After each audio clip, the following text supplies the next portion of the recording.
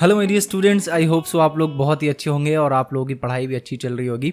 हम लोग जो है वो पिछले क्लास में थ्योरम नंबर 32 को प्रूव किए थे कि किस तरीके से उस थ्योरम को बिना याद किए सिर्फ और सिर्फ समझकर हम लोग उसको कैसे प्रूव करेंगे, वो मैंने आपको पिछली क्लास में अच्छे से एक्सप्लेन किया था।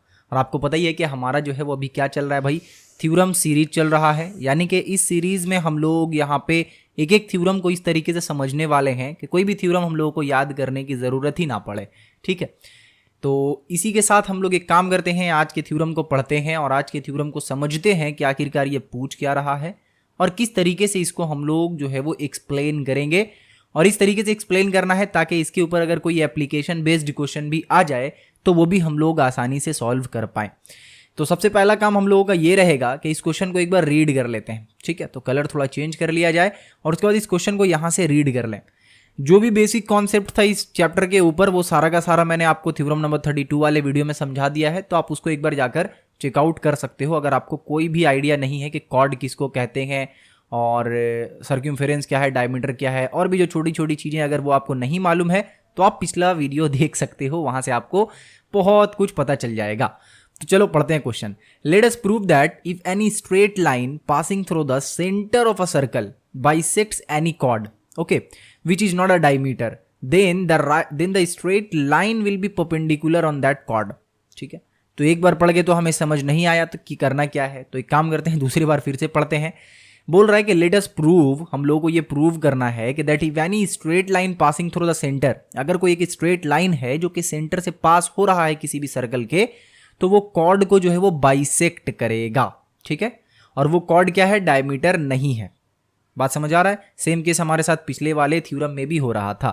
तो देन द स्ट्रेट लाइन, वो जो स्ट्रेट लाइन है जो कि यहाँ पे हमारा सर्कल के सेंटर से हो के कॉर्ड को बाइसेक्ट कर रहा है, वो एक्चुअल में क्या है, कॉर्ड के ऊपर परपेंडिकुलर है। ये हम लोगों को यहाँ पे प्रूव करना है। ठीक है, अब करेंगे कैसे, यहाँ पे ये देख लेते हैं। तो सबसे पहला रूल क्या है हमारा, सबसे पहला रूल हमारा ये है कि यहाँ पे हम लोग लिखते हैं गिवन के दिया हुआ क्या है। तो गिवन लिखने से पहले हम लोगों को यहाँ पे डायग्राम को अच्छे से बनाना होगा। ठीक है, जो डेटा दिया हुआ उसके हिसाब से। तो सबसे पहले तो एक सर्कल है तो उसका एक सेंटर होगा, उस सेंटर को बोल देते हैं O है। ठीक है, उसके बाद यहाँ पे कोई ना कोई एक कॉर्ड हम लोगों को ड्रॉ करना होगा। तो लेट से मैंने एक कॉर्ड यहाँ पे AB ड्रॉ कर दिया। ठीक है, और बोला गया है ये कि हम लोग सेंटर से एक स्ट्रेट लाइन ड्रॉ कर रहे हैं AB के ऊपर, जो कि इसके ऊपर क्या है, परपेंडिकुलर है। ऐसा कुछ बोला गया है क्या? नहीं बोला गया है। बोला ये गया है कि जो ये स्ट्रेट लाइन ड्रॉ हो रहा है वो एक्चुअल में ये कॉर्ड को दो इक्वल हिस्से में बांट रहा है। यानी दिया हुआ है कि AC जो है वो हमारा CB के बराबर है, ये दिया हुआ है। ठीक है, अब जो स्टूडेंट पिछले वाले क्लास को अटेंड किए हों या पिछले वाले लेक्चर को अटेंड किए उनको ये मालूम है कि पिछले वाले जो थ्योरम था उनमें हमें क्या प्रूव करना था कि ये वाला चीज हमें प्रूव करना था। ठीक है, और दिया हुआ क्या था, हमें दिया हुआ था कि वो जो लाइन है that is perpendicular on chord. But इस वाले केस में जस्ट उसके अपोजिट हो रहा है, यानी कि हम लोगों को दिया हुआ नहीं है कि वो परपेंडिकुलर है या नहीं। ठीक है, वो हमें प्रूव करना है। हम लोगों को दिया हुआ ये है कि AC जो है वो CB के बराबर है। ठीक है, तो ये हमें गिवन है। तो गिवन पोर्शन में आप क्या लिखोगे, यहाँ पे गिवन पोर्शन में लिखोगे कि let AB be a chord of a circle with centre O and OC be a straight line bisecting the chord AC, bisecting the chord AB equal into two equal portion या two equal part। ठीक है, ये आप अपने तरफ से लिख सकते हो, कोई हार्ड एंड फास्ट रूल नहीं है कि जो आपके बुक में दिया हुआ है एग्जैक्टली वही चीज यहाँ पे कॉपी करना है, ऐसा कुछ भी नहीं है। आप अपने से यहाँ पे देख लो डायग्राम के हिसाब से बोलो कि let AB be a chord of a circle with center O and OC be a straight line। ठीक है, OC be a straight line passing through the center of the circle and bisecting the chord AB, that's it। ठीक है, इतना I think so कि आप English में लिख लोगे और जो हिंदी मीडियम के बच्चे वो हिंदी में आराम से लिख लेंगे और जो बंगाली उर्दू मीडियम के बच्चे वो भी आराम से इसको अपने लैंग्वेज में लिख लेंगे। ठीक है, गिवन के बाद क्या करना है हमें, गिवन के बाद यहाँ पे हम लोगों को लिखना पड़ता है टू प्रूव, यानी कि हमें प्रूव क्या करना है। तो प्रूव हमें यहाँ पे ये करना है कि जो OC है that is perpendicular on AB। ठीक है, ये हमें यहाँ पे प्रूव करना है। ओके, नेक्स्ट पोर्शन क्या करते हैं हम लोग, नेक्स्ट पोर्शन करते हैं कंस्ट्रक्शन। और कंस्ट्रक्शन में ऑलवेज आपको ये ध्यान रखना है कि कुछ ऐसा कंस्ट्रक्शन करे जिसके कारण एक दो ट्रायंगल बन जाए हमारे पास, क्योंकि अगर ट्रायंगल बन गया तो थ्योरम हम लोगों का प्रूव करना इजी होगा और मैक्सिमम थ्योरम हमारा जो है वो ट्रायंगल के प्रॉपर्टी से ही प्रूव होता है, वो सब हम लोगों को पता है। ठीक है, तो एक काम करते हैं, एक ट्रायंगल को यहाँ पे कैसे बनाएंगे। तो हम लोग को दिख रहा है कि अगर O को A के साथ ज्वाइन कर देते हैं और ये वाला O को अगर B के साथ ज्वाइन कर देते हैं, then we are getting two triangles. And what are those triangles? First one is triangle OAC and the second triangle is triangle OBC। Okay, तो हम लोग यहाँ पे क्या किया, हम लोग सिंपली यहाँ पे लिखेंगे कि लेट अस ज्वाइन, ठीक है, यहाँ पे आप लिख सकते हो खुद से कि let us join OA and OB, that's it. इतना सिंपल आपको लिखना है यहाँ पे कि हमने OA और OB को ज्वाइन कर दिया। ज्वाइन करने के पीछे कारण क्या था हमारा, वो आपको आई होप से समझ आ गया हो कि कारण बस इतना है कि हमें भैया ट्रायंगल चाहिए किसी भी तरीके से, वो मिल गया तो काम हमारा हो जाएगा, ठीक है। तो अब क्या करते हैं, अब सिंपली कंस्ट्रक्शन हमने कर दिया है, अब डायरेक्ट चलते हैं प्रूफ वाले पोर्शन में। क्या चलते हैं? डायरेक्ट प्रूफ वाले पोर्शन में। अब यहाँ पे प्रूफ वाले पोर्शन में करना क्या होगा हमें? प्रूफ वाले पोर्शन में हम लोगों को करना ये है कि इन दोनों जो एंगल है उसको 90 डिग्री हमें प्रूव करना है, ठीक है। ये दोनों एंगल को हम लोगों को 90 डिग्री प्रूव करना है। अब यहाँ पे ये दोनों एंगल 90 डिग्री कैसे प्रूव होगा, थोड़ा सा आप ये सोचो और थोड़ा सा अपने दिमाग पे इस बात के लिए जोड़ दो कि कैसे आखिरकार इसको हम लोग 90 डिग्री प्रूव करेंगे। तो देखो, ये हमारा एक स्ट्रेट लाइन है, इसके ऊपर जो भी एंगल बनेगा that will be exactly 180 degree. हमें पता है कि स्ट्रेट लाइन पे जो एंगल बनता है वो कितना होता है, 180 डिग्री बनता है, ठीक है। तो अगर हम किसी तरीके से, मान लो यहाँ पे एक स्ट्रेट लाइन ड्रॉ करता हूं, ठीक है, और अगर किसी तरीके से हम ये प्रूव कर दिए कि ये वाला जो एंगल है that is equals to this angle, okay, यानी ये एंगल जो है वो इस एंगल के बराबर है, दैट मीन्स कि अगर मैं ये प्रूव कर दूं कि मान लो ये हमारा A है, ये हमारा O है और दिस वन इज C और ये अगेन क्या है हमारा B है, ठीक है। तो अगर मैं यहाँ पे ये प्रूव कर दूं कि जो एंगल OCA है that is equals to angle OCB, ठीक है, तो क्या होगा वो थोड़ा सा समझो। अगर मैं ये प्रूव कर दूं कि एंगल OCA जो है वो बराबर है OCB के, तो क्या होगा? तो होगा ये कि angle OCA plus angle OCB is equals to क्या हो गया हमारा 180 डिग्री होना चाहिए। ऑफ कोर्स सी बात है कि ये वाला एंगल और ये वाला एंगल दोनों मिला के कितना होना चाहिए, 180 डिग्री होना चाहिए। और चूंकि ये एंगल और ये एंगल एक दूसरे के बराबर है तो 180 डिग्री तभी होगा जब ये 90 डिग्री होगा और ये भी 90 डिग्री होगा, ठीक है।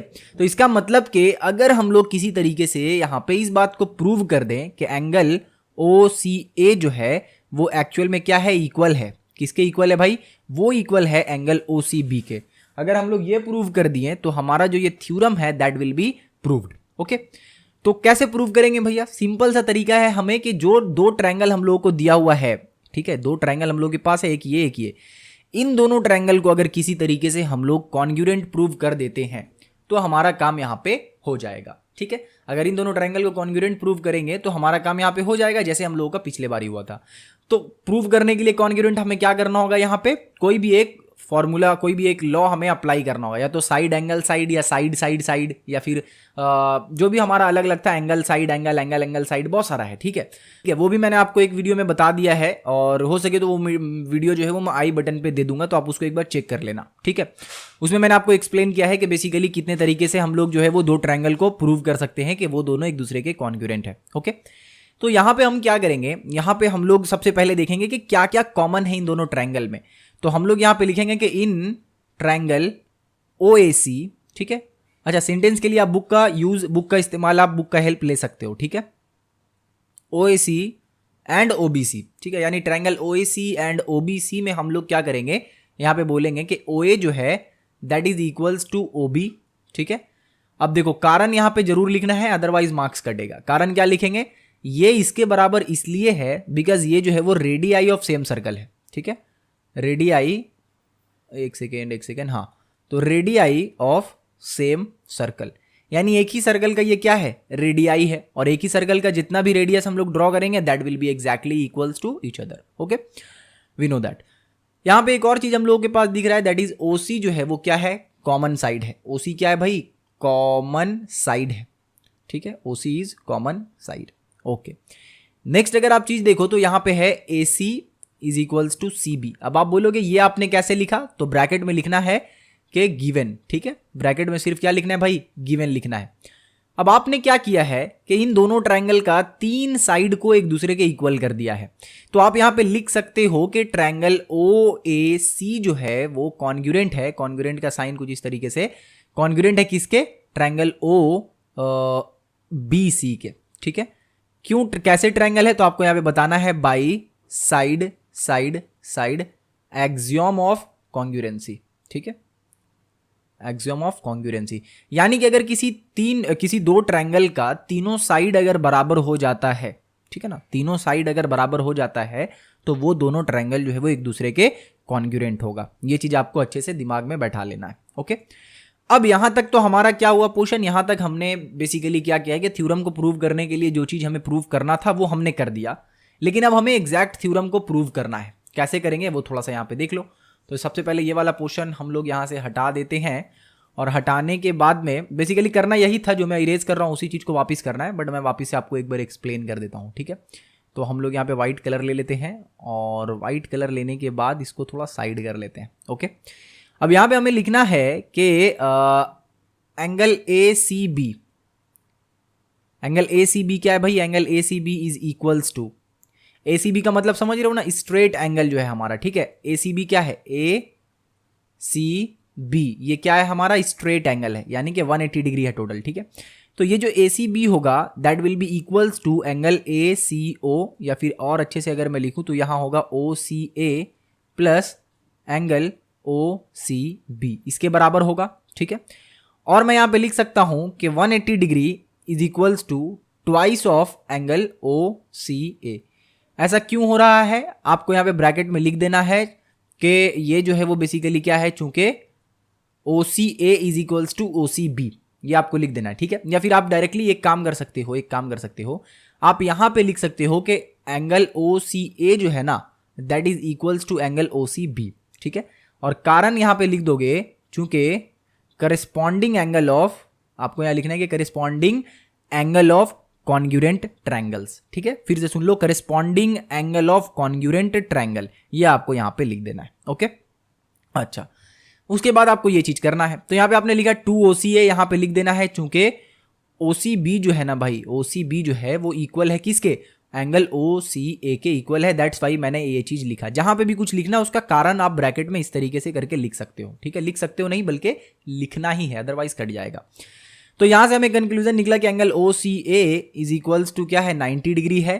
तो इसका मतलब, या फिर मैं कह सकता हूं कि देयरफॉर एंगल OCB जो है वो भी क्या होगा? 90 डिग्री होगा। क्यों भाई? क्योंकि ये दोनों एंगल जो है वो एक दूसरे के बराबर है, हमने इस जगह पे लिख दिया था। ओके, अब पूरा चीज यहां पे लिखने के बाद अगला स्टेप जो हम लोगों को करना है वो क्या करना है वो थोड़ा सा देख लेते हैं। अगला स्टेप हम लोगों को यहां पे करना है, सो OC is perpendicular, OC is perpendicular on AB, that's it. ठीक है, ये लिख देना है, और बगल में आप लिख सकते हो नीचे में प्रूव्ड, और इस तरीके से आप जैसे ही प्रूव्ड लिख दोगे आपको यहाँ पे 5 मार्क्स जो है वो कंफर्म मिल जाएगा। ठीक है, तो ये हम लोग क्या कर रहे थे भाई? ये हम लोग कर रहे थे थ्योरम नंबर 33। इससे पहले हम लोगों ने किया थ्योरम नंबर 32, इसके बाद हम लोग करने वाले हैं थ्योरम नंबर, आपको पता है। ठीक है, तो तब तक के लिए अच्छे से इसको रिवाइज वगैरह करके रखिएगा। अब यहाँ पे रिवीजन का बेसिकली ज़रूरत तो नहीं पड़ने वाला है, क्योंकि आपने दो थ्योरम देख लिया है, दो थ्योरम समझ लिया कैसे प्रूव होगा, तो आपके ध्यान में, आपके दिमाग में ये चीज़ फिट हो गया होगा। ठीक है, तो इसी के साथ आज के वीडियो को यहीं पे एंड करते हैं, मिलते हैं फिर नेक्स्ट वीडियो में। तब तक के लिए अपना ख्याल रखिए और चैनल को सब्सक्राइब कर लीजिए, ताकि जब नेक्स्ट पार्ट इसका आए, यानी कि नेक्स्ट थ्योरम जब आए, तो उसका नोटिफिकेशन आप तक पहुँच जाए। ठीक है, फिर मिलते हैं नेक्स्ट वीडियो में, तब तक के लिए अपना ख्याल रखो। Thank you.